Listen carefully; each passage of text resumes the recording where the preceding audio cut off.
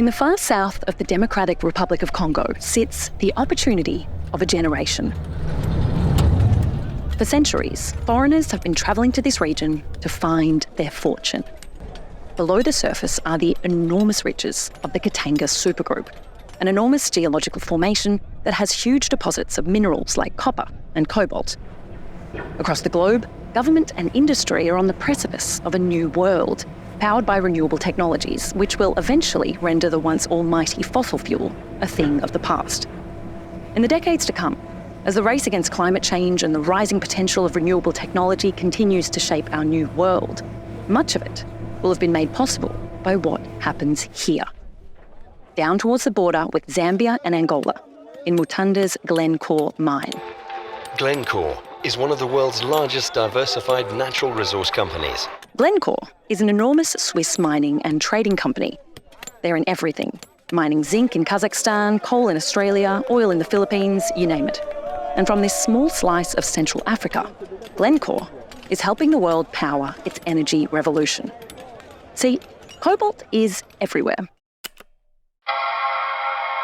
It's in your phone, your laptop, electric vehicles, circuits, and semiconductors. For Apple, and I think it's really just indicative in broader terms of how crazy the market for cobalt has become. Currently, global demand for cobalt far exceeds the available supply, and around 3/4 of the world's mined cobalt comes from the DRC. It is incredibly lucrative, and as always, where there is great wealth to be gained, shady business dealings and disregard for human rights often follow. Companies like Glencore derive immense wealth from these regions, while the majority of Congolese people live without electricity or running water. Glencore has also faced bribery scandals, allegations of unsafe work practices, and condemnation over the environmental degradation of the local landscape around its mines. But this episode isn't about that. It's about what happens in the mines next to Mutanda. Still part of the Katanga supergroup and still extremely lucrative, but far more dangerous. This is one of the thousands of unregulated, unmonitored mines in the DRC. It's crawling with children, working like modern-day slaves. Every day, men, women and children in their thousands dig with their bare hands for cobalt in shifts around the clock. Author and academic Siddharth Kara wrote about a region gripped by this scramble for mineral wealth that none of its participants will ever see. In his book, Cobalt Red, How the Blood of the Congo Powers Our Lives, he said, "There are many episodes in the history of the Congo that are bloodier than what is happening in the mining sector today. But none of these episodes ever involved so much suffering for so much profit, linked so indispensably to the lives of billions of people around the world." He speaks of cross-contamination of the industry and how there's no chance cobalt controlled by major organisations such as Glencore is clean of modern slavery. And cobalt isn't the only industry where this is happening. It's a scene repeated around the globe, all the way through the supply chain, across multiple sectors, from nations like the Democratic Republic of Congo to Australia. So the question is, now that we know, what do we do about it? I'm Emma Hoy, and this is Leave It to the Experts. On this episode of Leave It to the Experts, we look at modern slavery. We speak to Associate Professor Martijn Boersma from the University of Sydney about the fight against it and how intricately linked our daily lives are to this global problem. Let's start at the beginning. What do you think modern slavery is? It's not just the simple ownership of another human being as property. Although this still exists in some corners of the globe, modern slavery is a lot more nuanced and a lot more prevalent. Writing for 360 Info, Justine Nolan, the director of the Australian Human Rights Institute and a professor at UNSW, describes it as this: "There is no globally recognised definition of modern slavery, and the concept is not always well understood. It's an umbrella term that encompasses a range of serious exploitative practices that include human trafficking, servitude, forced labour, debt bondage, deceptive recruiting for labour or services, forced marriage, and the worst forms of child labour." Experts believe that 50 million people worldwide are trapped in modern slavery. More than half of them are in the Asia-Pacific region. An estimated 11 million people working under modern slavery conditions are in India. Many through what is known as debt bondage. Despite being illegal since the 1970s, millions of bonded labourers work in fields, mill rice, or make bricks to clear their loans or the loans of their families. This means children end up taking on the debts their parents owe if they die or are unable to work. However, the development of these off-the-books markets is quite often contained in specific regions. The bricks made in these kilns are not intended for global consumption. They're not part of a global market in the same way cobalt is.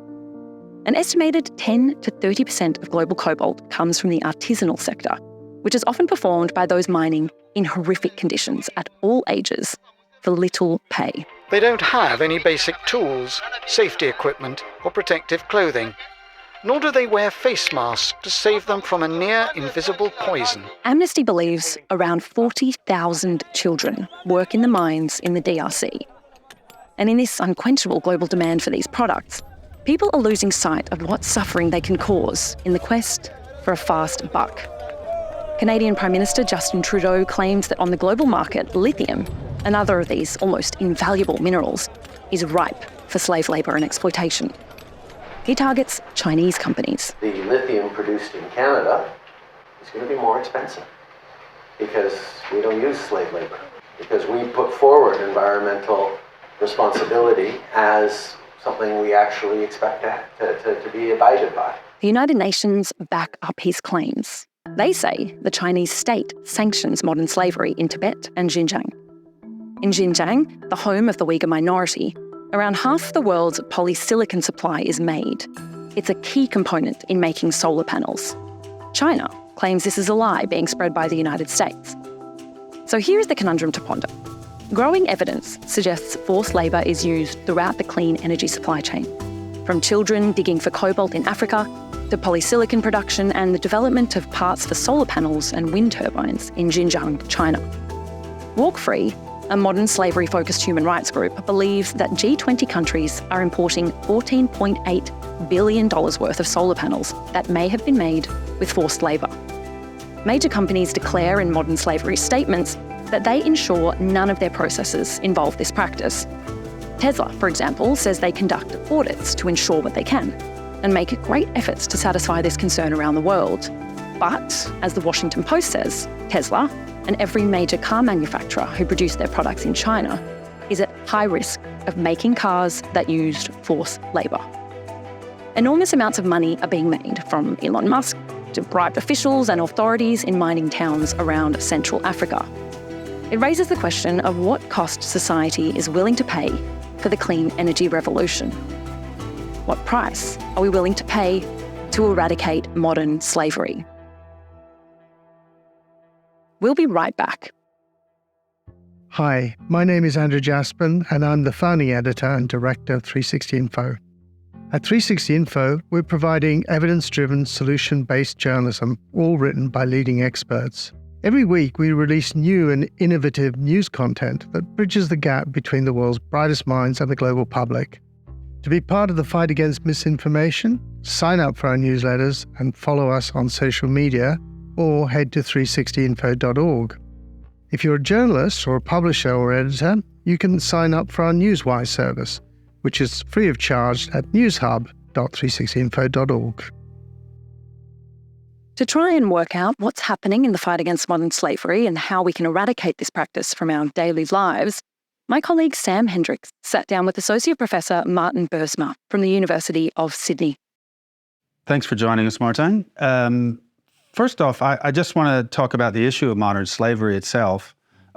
Slavery obviously has deep historical roots, and for most people, the immediate association is the transatlantic slave trade and all of that history that went on for centuries until abolition in the late 1800s. But it's also something we're still talking about. I wonder if you can just explain briefly, what does modern slavery mean today and what does it look like? So modern slavery today, actually I should start by saying that modern slavery itself is a tiny bit of an unfortunate misnomer, given that it does conjure up I suppose, ideas and notions of the transatlantic slave trade. And the two should not be conflated at all. So one way in which to distinguish between modern slavery and historical slavery is to say, well, in context of traditional slavery, you had literally legal ownership over a person. And obviously nowadays, with slavery being abolished, we no longer have legal ownership, but what we now have is illegal control. So people are now trapped in modern slavery or forced labor in instances that we'll be talking about.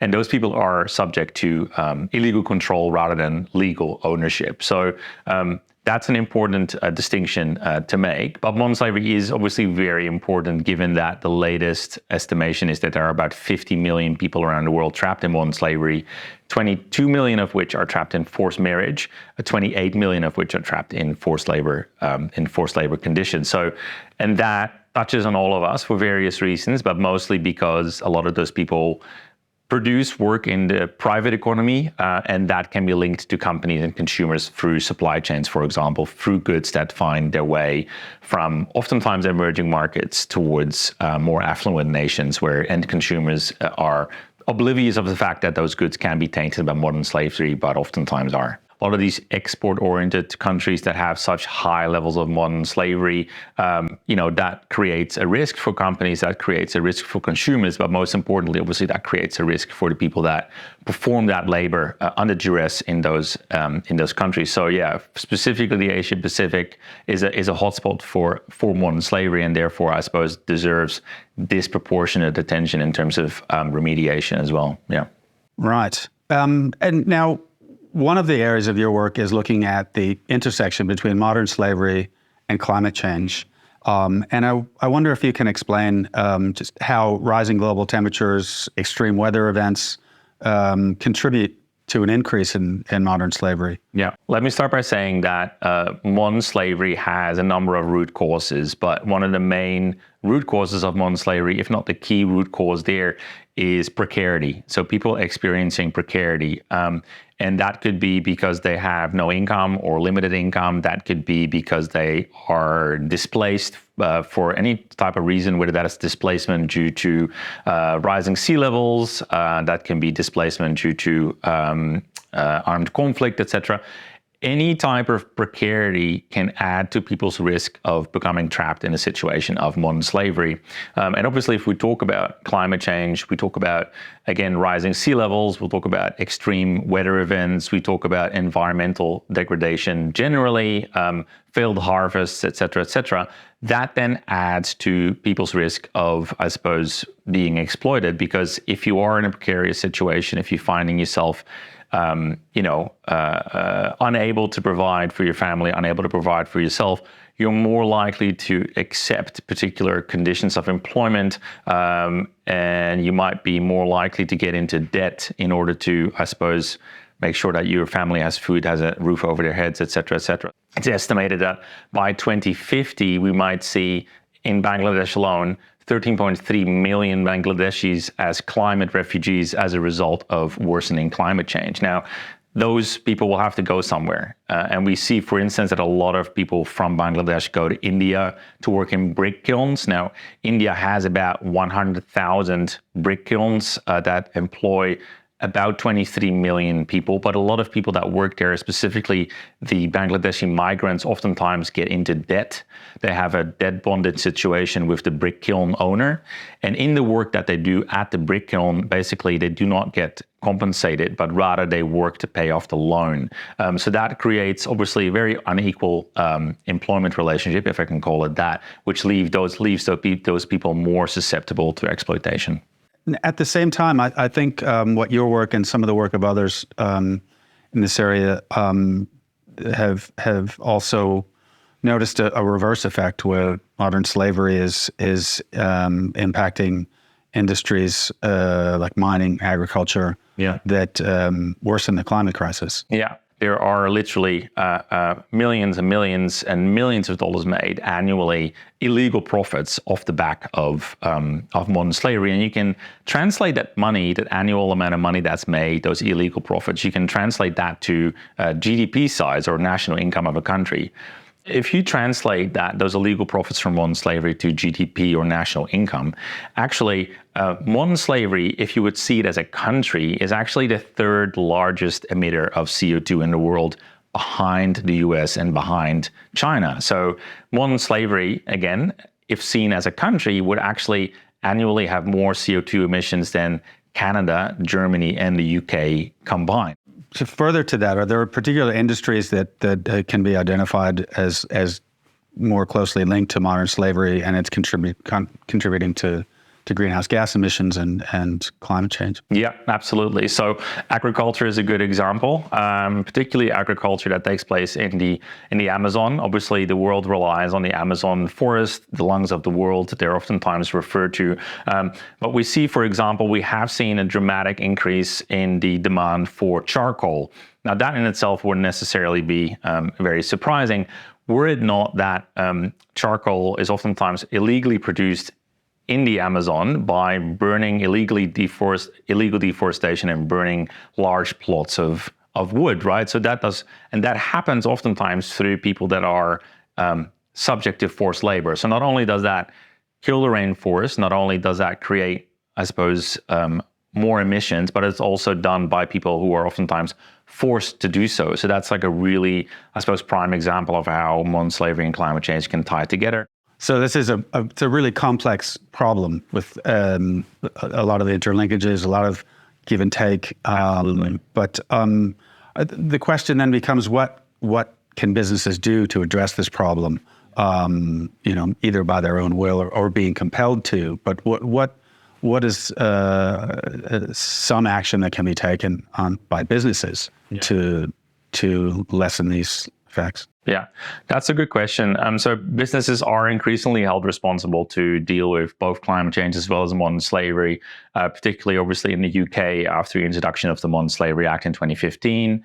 In Australia, after the introduction of the Modern Slavery Act in 2018, we've seen companies, I suppose, being required to produce a report annually to talk about the risks they experience in their supply chain and operations, what they're doing to address those risks, and what the effect is of the actions that they have taken. So now we know that oftentimes if the goods are very, very cheap, there's ultimately someone else paying the cost. There's a human price to that cost, and that happens in various different industries. Now, both the climate change as well as the modern slavery issue has thus far been seen as completely separate issues. So they've been treated as siloed issues. And increasingly, any industry forum that I go to or people from business that I speak to, people oftentimes say, well, we need to look at what they then call the E, the S, and the G, the environmental, the social, and the governance element. Are there things consumers can do to address this problem in terms of awareness, in terms of action,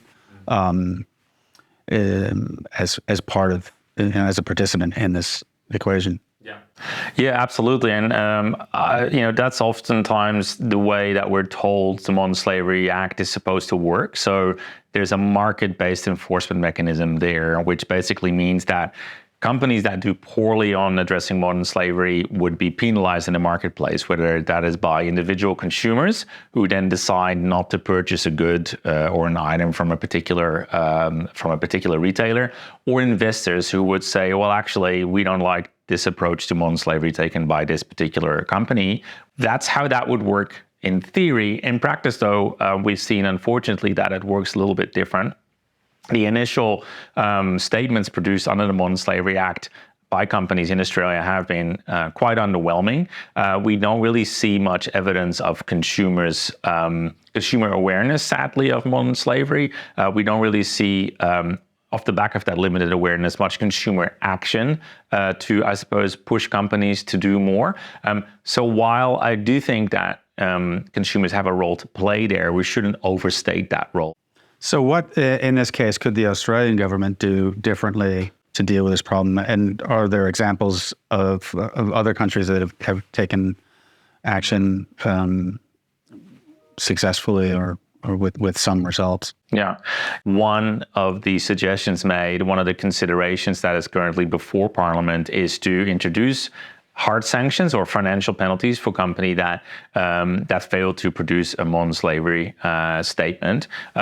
That is encouraging, but there is another part of that argument where you could say, well, if the incentive for a company to produce a modern slavery statement becomes to avoid a fine, then we might see more technical compliance. That means that they will simply comply for the sake of complying. It becomes a tick box exercise rather than something genuine that a company engages in. So unfortunately, there's not a quick fix or silver bullet to sort of, I suppose, get companies to take modern slavery reporting seriously. All right. I want to go back just briefly to something you brought up about Bangladesh and migration and the effects happening there. And I wonder how that might apply to the Pacific region, where climate change is obviously the biggest security issue, the biggest livelihoods issue for those countries, for those societies. And Australia's role in that, the Fallapelli Agreement with Tuvalu and Australia, this treaty, which sets aside a number of places for workers to come and settle in Australia. Is that kind of cooperation and support a constructive approach? And does that have any kind of application in the areas that you're talking about? Yeah, for relevant. And I think Australia, particularly being such a large emitter of greenhouse gases itself due to its industries, has a big role to play in dealing with the increase in climate refugees, which we're very likely to see in the next decade. So I think that responsibility as a large emitter definitely sits with Australia. Obviously, sadly, Australia doesn't have a reputation necessarily for being overly welcome to refugees from other countries. So that is going to be a topic of debate, I would say, in Australia. Awareness raising is, in this issue, I think, an important component in terms of public awareness. And you touched on it briefly. I wonder if you can just address that issue and explain if there are ways to raise awareness, public awareness, about the connection between modern slavery and climate change, and tangible things that people can do. Sure.